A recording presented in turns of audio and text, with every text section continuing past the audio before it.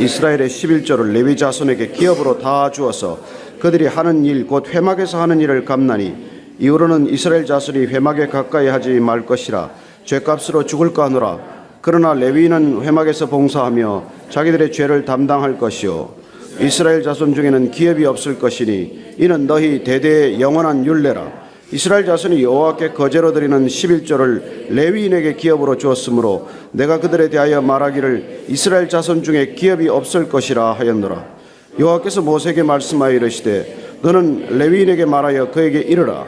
내가 이스라엘 자손에게 받아 너희에게 기업으로 준 11조를 너희가 그들에게서 받을 때에 그 11조의 11조를 거제로 여호와께 드릴 것이라. 내가 너희의 거제물을 타작마당에서 드리는 곡물과 포도즙 틀에서 드리는 즙같이 여기리니 너희는 이스라엘 자손에게서 받는 모든 것의 11조 중에서 여호와께 거제로 드리고 여호와께 드린 그 거제물은 제사장 아론에게로 돌리되 너희가 받은 모든 헌물 중에서 너희는 그 아름다운 것 곧 거룩하게 한 부분을 가져다가 여호와께 거제로 드릴지니라.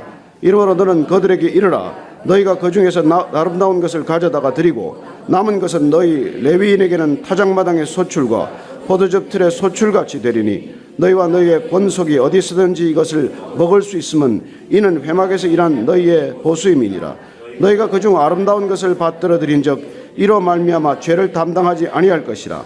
너희는 이스라엘 자손의 성물을 더럽히지 말라. 그리하여야 죽지 아니하리라. 아멘. 오늘 레위인들의 몫에 관한 말씀이 나왔습니다만 제사장과 조금 다른 부분을 발견하게 됩니다.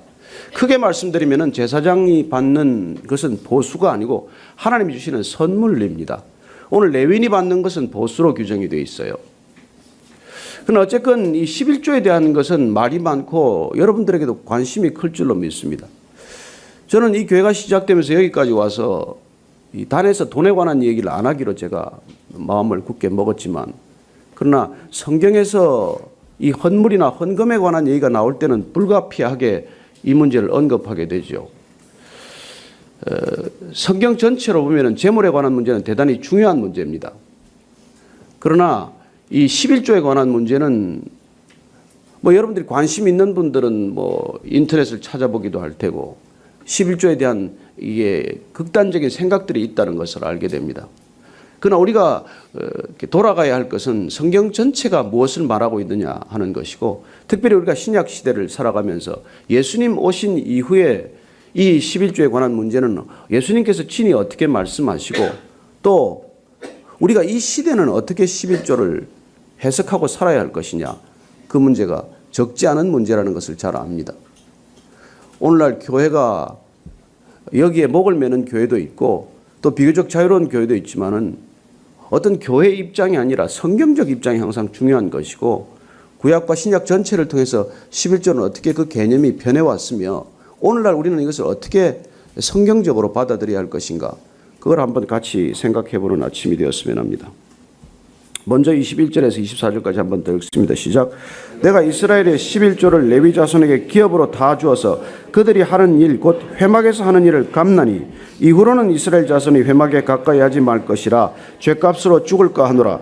그러나 레위인은 회막에서 봉사하며 자기들의 죄를 담당할 것이요 이스라엘 자손 중에는 기업이 없을 것이니 이는 너희 대대의 영원한 율례라. 이스라엘 자손이 여호와께 거제로 드리는 11조를 레위인에게 기업으로 주었으므로 내가 그들에 대하여 말하기를 이스라엘 자손 중에 기업이 없을 것이라 하였노라. 하나님께서는 이스라엘 백성들을 하나님의 백성으로 특별히 택하셔서 이 땅 가운데 하나님의 나라를 구현하는 그런 놀라운 복의 통로 삼으셨습니다. 하나님의 정치는 가나안 땅에서 신정 정치로 펼쳐질 것입니다. 하나님이 친히 택하신 만큼 하나님의 백성들은 하나님이 직접 다스리십니다. 우리는 이 땅 가운데 살지만 국가 공권력에 우리가 복종하지만 그러나 우리는 하나님 나라의 백성으로 살아갑니다. 그럼 하나님께서 우리를 다스리신다고 할 때 하나님 우리를 어떻게 다스리시는 것입니까? 말씀으로 다스리는 것이죠. 우리가 그 말씀을 듣고 그 말씀에 순복할 때 우리는 하나님 나라의 백성이 되는 것입니다.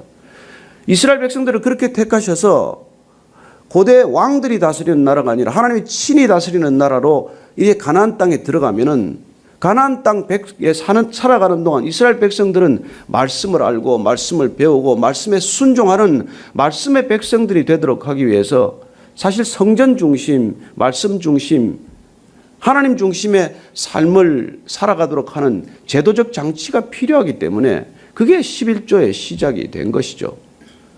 그러나 성경 전체를 따져보면 우리는 창세기에서부터 그 10의 1조의 근원을 발견합니다. 아브라함이 조카 롯을 구하기 위해서 따라갔다가 자기들 권속을 거느리고 가서 롯의 그 모든 것들을 다시 되찾아오게 됩니다. 그 많은 것들을 되찾아오면서 그가 다시 멜기세덱의 축복을 받고 멜기세덱에게 자기가 찾아온 모든 전리품의 10분의 1을 드림으로 11조라는 개념을 우리가 발견하죠. 창세기 14장에서부터 28장으로 넘어가면 야곱이 베델에서 그 머리 위로 하나님이 오르락내리락 하는 경험을 하게 되고 거기에 베델에다가 자기가 돌베개에다가 기름을 붓고 거기에 자기 서원을 자기가 하는 것이죠. 앞으로 나는 모든 내가 가지고 있는 수입의 소득의 10분의 1 주님께 드리겠다라고 하는 약속을 하게 되는 것이죠. 뭐 하나님이 먼저 요구한 흔적은 하나도 없어요. 본인이 감사해서 기쁨을 감추지 못해서 내가 얼마나 감사한지 하나님을 만난 것이 얼마나 기쁜지 그렇게 드리겠다고 자원하지 않았습니까? 이제 레위기나 민수기나 이쪽으로 넘어오면은 이 11조는 사실은 하나님 나라를 지켜가기 위한 하나님 나라를 구현하기 위한 하나님의 섭리가 가려져 있다는 것을 알게 됩니다. 첫째, 하나님의 성막을 주셨기 때문에 그 성막을 관리하고 성막을 지킬 수 있는 제사장들이 그 성막 관리나 성막 전체에 소위 이 백성들 이스라엘 백성들의 죄를 대속하고 하는 그런 하나님에 관한 일들을 전담하기 위해서 하나님께서는 그들의 생계를 보장해 준 것이죠. 그래서 어제 우리가 보았던 제사장에게는 선물이 주어지는 것입니다. 하나님이 일을 하고 무슨 보상이 있겠습니까? 하나님이 어떻게 보수를 주면서 일을 시키겠습니까? 하나님이 무슨 우리하고 거래가 필요합니까? 그래서 너희들의 생계를 내가 보장하겠다는 뜻에서 소금 언약을 하셨지만 그것은 내가 너에게 시간당 얼마를 주겠다. 요셉처럼 시급 10,000원을 이상 주겠다. 이게 아니지 않습니까? 그들이 먹고 살기에 부족함이 없도록 내가 그 생계를 책임져 주겠다는 것이죠. 그리고 그 제사장들을 돕는 레위인들에게도 오늘 이 그 몫을 주님께서 약속하고 계십니다. 명령하신 것이죠. 이스라엘 백성들은 전부 11조를 거제로 드리면 그걸 레위인들의 몫으로 하겠다는 것입니다. 그리고 그들은 그게 보수예요. 그래서 레위인들은 그들이 받은 10의 1조에서 받은 것에 또 10의 1조를 또 제사장의 몫으로 돌리게 됩니다. 어쨌든 오늘 전체 맥락은 그렇지만은 그 11조가 이제 가나안 땅에 들어가서 정말 그렇게 제대로 잘 진행이 되었느냐는 또 다른 문제예요. 그래서 이 레위인들에게는 이 가나안 땅에 들어가면은 이제 땅이 주어지지 않지 않습니까? 분배에서 제외되는 것이죠. 여러분 땅이 없으면 아무 소출이 없고 소출이 없으면 소득이 없는 거나 마찬가지 시대에 뭘로 삽니까? 그래서 그들에게는 비록 48개 성읍이 주어지긴 했지만 성읍 가운데 살 수는 있지만 그러나 자기들이 경작할 땅이나 포도원이 없기 때문에 결국은 그 이스라엘 백성들이 경작한 소득의 10분의 1을 거제로 드림으로 그걸 가지고 레위인들이 살아가도록 한 것이죠. 그럼 48개 성읍에 나누어져서 그들이 하는 일은 무엇입니까? 이스라엘 백성들을 하나님의 백성으로 살아가도록 하는데 부족함이 없도록 하는 것이 그들의 책무였지 않습니까? 그러나 우리가 사사기에서 보듯이 레위인들의 타락은 점점 더 심해지게 되고 그 타락의 한 가지 원인은 사실은 11조가 제대로 안 드려졌다는 데서 찾기도 합니다. 사실 이스라엘 백성들이 충분히 그 백성들이 다 11조를 드렸다면 레위인들이 그 생계에 어려움이 없었을 텐데 사실은 학자들이 이렇게 추정하는 바에 따르면 그렇게 11조를 열심히 낸 것 같지는 않다는 것으로 귀결이 됩니다. 그래서 레위인의 첩사건에 이르기까지 이런저런 타락하는 요인이 되고 개인적으로 돈 있는 사람들이 자기 집에 마치 사설 제사장을 고용하듯이 하는 그런 일들이 일어나게 되고 그런 타락이 극도에 달하면서 이스라엘 백성들은 하나님의 말씀을 기준으로 살아가는 백성이 아니라 결국은 자기 생각을 기준으로 살아가는 사람들이 되고 그래서 사사기의 마지막 타락의 끝은 무엇입니까? 각자가 자기 생각에 옳은 대로 자기 소견에 옳은 대로 자기가 보기에 옳은 대로 살아가는 존재가 되고 마는 것이죠. 여러분 그게 포스트 모더니즘의 기초예요. 출발은 거기서부터입니다. 다 내 보기에 옳다. 내가 기준되는 세상 아닙니까? 여러분 말씀이 기준이 안 되면 절대적인 기준이 없으면 상대적인 기준으로는 사회적 권위 시스템은 유지가 안 됩니다. 그러나 어쨌건 하나님께서는 그런 하나님의 나라를 지켜가도록 하기 위해서 그 11조라는 것을 레위인들에게 준 것이죠. 그들도 기업이 없기 때문에. 그리고 레위인들 전체는 그렇게 살아가도록 하나님께서 은혜를 베푸셨던 것이죠. 자, 25절 이하를 읽습니다. 시작. 여호와께서 모세에게 말씀하여 이르시되 너는 레위인에게 말하여 그에게 이르라. 내가 이스라엘 자손에게 받아 너희에게 기업으로 준 11조를 너희가 그들에게서 받을 때에 그 11조의 11조를 거제로 여호와께 드릴 것이라. 내가 너희의 거제물을 타작마당에서 드리는 곡물과 포도즙 틀에서 드리는 즙같이 여기리니 너희는 이스라엘 자손에게서 받는 모든 것의 11조 중에서 여호와께 거제로 드리고 여호와께 드린 그 거제물은 제사장 아론에게로 돌리되 너희가 받은 모든 헌물 중에서 너희는 그 아름다운 것 곧 거룩하게 한 부분을 가져다가 여호와께 거제로 드릴지니라. 가장 아름다운 것을 드리도록 말합니다. 그리고 그들은 백성들로부터 거제물을 받았고 11조를 받았지만 그 중에서 다시 11조를 구별하여 제사장에게 아론에게 드리게 되는 것이죠. 그래서 처음 주님께서 이 11조를 말씀하시게 된 배경은 성막 전체를 유지하고 보수하고 관리하는 것에도 이 11조의 헌금은 들어가게 되어 있습니다. 그래서 제사장과 레위인들 전체가 성막과 관련된 일을 하기 때문에 그들의 생계만 보장하는 것이 아니라 성막의 기구를 새로 만든다든지 새로 수리한다든지 그런저런 여러 가지 일에도 그 돈이 들어가게 되는 것이죠. 또 하나의 이 11조로 드려진 헌물의 중요한 것은 나중에 이 가나안 땅에 들어가면 알겠지만 어려운 사람들을 돕는데도 그 돈은 쓰이게 됩니다. 세 가지 목적으로 쓰인 것이죠. 첫째가 제사장과 레위인들의 생계 보장이고 두 번째는 성막 전체의 관리 유지에 관한 것이고 세 번째는 고아나 과부나 어려운 이웃들을 돌보는 것이 된 것입니다. 어쨌건 그런 것들의 목적을 선한 목적을 가지고 있었지만은 점점 주님이 오실 때까지 보면 알겠지만은 너무나 그 율법의 부담이 커짐으로써 어떻게 그 11조를 내나 안 내나 어떤 상호 감시 시스템이 되고 말이죠. 오늘날도 마찬가지죠. 뭐 교회에 아주 그냥 그 11조 헌금하는 사람 명단을 발표하지를 않나. 그게 안 되면 무슨 재직에 넣지를 않지를 않나. 뭐 별하별 좌우지간 그런 것들을 얘기를 하고 있지 않습니까? 심지어는 뭐 그걸 안 내는 걸 뭐라고 뭐 어떤 교회에서는 뭐 심각한 얘기를 하던데. 그럼 신약 시대는 우리가 그걸 어떻게 해석해야 될 거냐는 것이죠. 주님께서 한번 하신 말씀을 한번 찾아보고 넘어가십시다. 마태복음 23장 23절 24절이에요. 마태복음 23장 자 23절 24절 읽습니다. 시작. 화 있을진저 외식하는 서기관들과 바리새인들이여 너희가 박하와 회양과 근처에 11조는 드리되 율법에 더 중한 바 정의와 긍휼과 믿음은 버렸도다. 그러나 이것도 행하고 저것도 버리지 말아야 할지니라. 맹인된 인도자여 하루살이는 걸러내고 낙타는 삼키는도다. 11조를 얼마나 철저히 했는지 말이죠. 박하, 회양, 근처 이런 조그마한 예를 들어서 뭐 텃밭에 무슨 도마도를 길렀다 무슨 뭐 고추를 심었다 거기 나오는 것도 11조를 계산할 만큼 철저한 그런 11조 생활을 했지만 문제는 율법이 가리키고 있는 바 더 중요한 정의와 긍휼과 믿음을 버렸다고 말합니다. 이게 문제가 된 거라는 거예요. 그래서 우리는 말라기 3장 10절 말씀 가지고 한번 11조 해봐라. 하나님을 테스트해봐라. 내 곳간에 넘치도록 부어주나 안 부어주나. 그거 가지고 맨날 얘기할 게 아니라 율법이 말하고 있는 근본적인 취지는 이 정의와 긍휼과 믿음이라고 하는 건데 그 정의와 긍휼과 믿음을 실행하는 하나의 방편으로서의 11조를 주님께서 말씀하고 있다는 것을 알 수 있죠. 더 깊이 가면 어떨까요? 주님께서는 이 땅에 성전을 무너뜨리러 오셨습니다. 성전을 파하러 오셨어요. 성전 중심의 신앙 전체 종교 시스템을 무너뜨리러 오신 것입니다. 그분 자신이 사흘 만에 일으키리라 내가 성전을 되리라고 말씀하신 그분께서 성전 보수를 위해서 무슨 11조 얘기를 하실 까닭이 있습니까? 성전이라 성전이라 성전이라 너희들은 그렇게 말하지 말아라.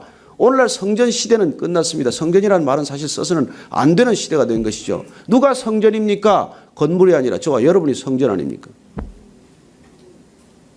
그래서 우리가 그 당시에 말하던 그런 개념의 11조와는 상당히 변질되었다는 것을 알 수 있죠. 그래서 사도 바울은 다시 어떻게 말합니까? 사도 바울은 고린도전서 9장 13절 이하를 한번 더 읽어보겠습니다. 고린도전서 9장 13절, 14절, 15절입니다. 시작. 성전의 일을 하는 이들은 성전에서 나는 것을 먹으며 제단에서 섬기는 이들은 제단에 함께 나누는 것을 너희가 알지 못하느냐. 이와 같이 주께서도 복음 전하는 자들이 복음으로 말미암아 살리라 명하셨느니라. 그러나 내가 이것을 하나도 쓰지 아니하였고 또 이 말을 쓰는 것은 내게 이같이 하여 달라는 것이 아니라 내가 차라리 죽을지언정 누구든지 내 자랑하는 것을 헛된 대로 돌리지 못하게 하리라. 그리고 구약시대 성전 제단에서 일하는 사람들 그걸 먹었듯이 지금도 복음을 전하는 사람들은 복음으로 말미암아 살리라. 그러나 사도 바울은 뭐라고 말합니까? 그렇게 복음으로 말미암아 복음을 전할 때 내가 먹고 살 수도 있지만 그러나 내가 하나도 이 권한을 쓰지 않겠다는 거예요. 그래서 그건 텐트 메이커가 된 거예요. 그는 장막 만드는 기술을 가졌기 때문에 그래서 브리스길라와 아굴라도 만나고 그래서 그들은 하나도 나는 이 권한을 쓰지 않겠다고 말하는 거죠. 내가 달라는 게 아니라는 거예요. 그리고 이스라엘 백성들에게도 그걸 요구하지 않았기 때문에 예루살렘 교회가 어려웠을 때 11조 제도가 있었다면 당연히 11조로 그걸 도왔겠지만은 그렇지 않고 자원하는 심령으로 내는 것들을 모아서 사도 바울이 예루살렘 교회에 전달하는 것을 보게 됩니다. 너희들이 연보를 조금 비축해 놨다가 그걸 내가 갈 때 그걸 내가 전달하게 해달라고 하지 않습니까? 그래서 신약시대에 오면은 적어도 주님이 이 땅 가운데 교회가 우리를 되시게 하심으로부터는 그 문제로부터는 비교적 자유로워졌다는 것을 알게 됩니다. 그러나 근본 정신이 훼손되었습니까? 아니요. 그것도 중요하지만 예수님께서는 그보다도 더 중요한 것을 우리가 잊어버린다면 그게 무슨 그렇게 의미가 있겠냐는 것이죠. 자, 그렇다면 그분께서 말씀하시는 근본 취지에 비춰보면 우리는 구원받은 백성으로서 정말 주님 앞에서 우리가 우리의 마음을 먼저 드린다면 어떻게 그게 11조 규정에 우리가 묶이겠냐는 것이죠. 하나님께서는 우리에게 예를 들어서 인생 전체를 선물로 주셨지만 구원 전체를 선물로 주셨다면 그래서 그 구원의 감격과 기쁨이 우리에게 날마다 솟아난다면 어떻게 규정에 묶이겠냐는 거예요. 저는 여러분들이 그 규정에 묶이지 않도록 하기 위해서 그 말씀을 제가 자주 안 드리는 거예요. 그리고 마치 종교적 의무를 다하면 내가 신앙에 무슨 보장이 있는 것처럼 여러분들 얼마나 많은 착각을 하게 됩니까? 그래서 오늘날 정말 성전 시대가 끝이 났다면 우리가 이 11조에 관한 해석은 그렇게 해석해서 안 되는 것이죠. 그래서 종교개혁 이후에 종교개혁은 왜 일어났습니까? 성전 짓는다고 돈 걷다가 일어난 사건이에요. 베드로 성당 짓고 로만 캐톨릭이 끊임없이 그 돈을 걷어가지고 그래서 지금 독일 같은 나라에서는 어떻게 할까요? 종교세를 걷어요. 종교세를 걷지만 종교세는 내가 종교세를 내겠다고 하는 사람들이 자발적으로 냅니다. 대부분 자발적으로 많이 내죠. 그래서 그들은 어떻게 보면 국가 공무원처럼 또 변질되고 말았어요. 뭐 그런 결함이 있긴 하지만은 어쨌건 저는 이 문제에 관해서 저와 여러분들이 한 번 더 진지하게 생각한다면 우리가 어리석게 이런 질문은 안 할 것입니다. 그로스로 내야 돼요? 네트로 내야 돼요? 그거 가지고 고민할 것 없다는 것이죠. 저는 여러분들이 주님께 먼저 마음을 드릴 때 과부의 두 렙돈을 더 크게 보셨던 주님처럼 우리가 마음을 담아 드리는 것이 헌금이지 마음이 없는 건 여러분 그건 뭐라 그래? 복채라 그러나요? 내 마음이 없으면 그게 무슨 소용이냐는 것이죠. 그래서 오늘 이 11조에 관한 문제를 지금 정말 너희들이 말이죠. 가장 아름다운 것, 거룩하게 한 부분을 가져다가 여호와께 드리다는 거예요. 그러니 이게 부담이 되고 내가 짐이 되고 내가 이게 자원하는 마음이 전혀 없으면 그걸 하나님이 왜 받으시겠습니까? 자, 큰 원칙을 보십시오. 하나님이 받으셔서 씁니까? 영이신 하나님이 재물이 왜 필요합니까? 그래서 하나님께서 이 재물에 관한 문제를 말씀하신 것은 자, 첫째, 제사장에게는 하나님을 의지할 때 재물을 의지하지 않아도 된다는 놀라운 선물을 허락하신 것이죠. 이건 만나와 같은 궤예요. 여러분 모든 것들이 하나님으로부터 온다는 하나님의 놀라운 사인으로 주신 것 아닙니까? 하나님을 우리가 섬길 때 모든 것들이 하나님으로부터 온다는 것이 만나로부터 시작된 일이고 그리고 그 만나를 우리가 끊임없이 거두다가 이제 가나안 땅으로 들어가면 내 힘으로 소출을 얻어야 할 텐데 그 가나안 땅에 가서도 하나님을 기억하는 하나님의 기억 보조 장치가 11조라는 거란 말이에요. 레위인들에게 그걸 거제로 드릴 때 하나님을 기억하고 드리고 하나님을 공개하며 드리는 것을 통해서 이 가나안 땅의 소산 전체도 하나님으로부터 온 것이라는 것을 기억하도록 하는 하나님의 놀라운 저는 선물, 지혜라고 믿습니다. 그들은 11조를 드리게 하심으로 그리고 레위인들은 그 11조를 받고 본인이 또 11조를 내게 함으로 하나님으로부터 오는 모든 것들 하나님의 선물로부터 비롯된 것이라는 것을 기억하도록 하는 메모리 시스템이나 마찬가지예요. 그러나 그 메모리 시스템을 주님께서 오셔서 재해버린 까닭은 이제 더 이상 그런 식으로 주님을 기억할 필요가 없어졌기 때문이죠. 왜요? 주님께서는 오셔서 성령을 부어주셨고 이제는 그런 장치로 보조장치로 기억 보조장치를 달아서 하나님을 기억하고 하나님께 끊임없이 순종하도록 하는 그런 시스템이 없더라도 우리는 하나님을 날마다 기억하고 날마다 하나님께 우리의 전부를 올려드리고자 하는 놀라운 성령의 사람이 되었기 때문에 우리는 거기로부터 자유하는 사람이 된 거예요. 저는 여러분들이 그 점에서 모든 헌금으로부터 자유하기를 선언합니다. 그게 부담이 되면 진짜 유익이 없어요. 그게 사도 바울이 하는 얘기 아니에요. 내 몸을 불사르게 내어줄지라도 11조가 아니라 내가 가진 모든 것을 주님께 드린다고 할지라도 사랑이 없으면 그게 내게 무슨 유익이 있냐고 말합니다. 저는 여러분들의 동기가 오직 사랑이 되기를 원하고 그리고 재물을 쓰는 기준은 하나님이 되기를 축복합니다. 나를 위하여 써봐야 별 기쁘지 않아요. 그러나 하나님께서 불쌍히 여기는 고아와 과부나 어려운 이웃들을 위해 쓸 때 내가 드린 것보다 훨씬 많은 것을 되돌려받는 것을 경험하게 될 줄로 믿습니다. 그게 헌금의 참다운 취지 아니겠습니까? 무슨 매일 계산해가지고 아니 이것부터 시작하는 건 좋아요. 애들이 구구단 배우듯이 그것부터 시작하는 건 나쁜 게 아닙니다. 하나님께서 그러지 않아요. 그것도 하고 그러나 더 중요한 것을 하라고 말씀하시는 것이죠. 저는 여러분들이 이 시대를 살아가면서 저는 세금 내는 것도 빠듯하다는 걸 압니다. 세금 착실히 내는 것보다 11조 잘하는 거 없어요.